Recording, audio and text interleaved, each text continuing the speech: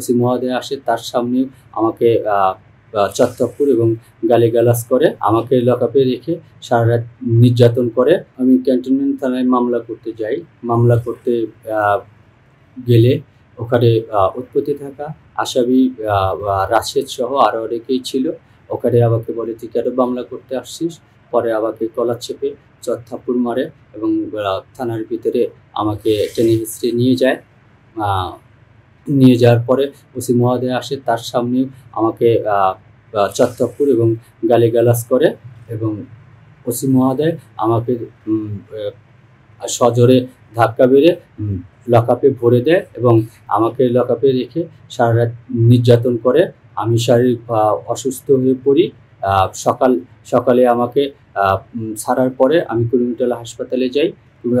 কুর্মিটোলা হাসপাতালে যাওয়ার পরে সামরিক চিকিৎসা নেই এবং এই ব্যাপারে পুলিশের ঊর্ধ্বতন কর্মকর্তার কাছে আমি লিখিত অভিযোগ করি। আমি থানায় কোনো ন্যায্য বিচার পাইনি। মাননীয় স্বরাষ্ট্র উপদেষ্টার কাছে এর আমি ন্যায্য বিচার দাবি করছি।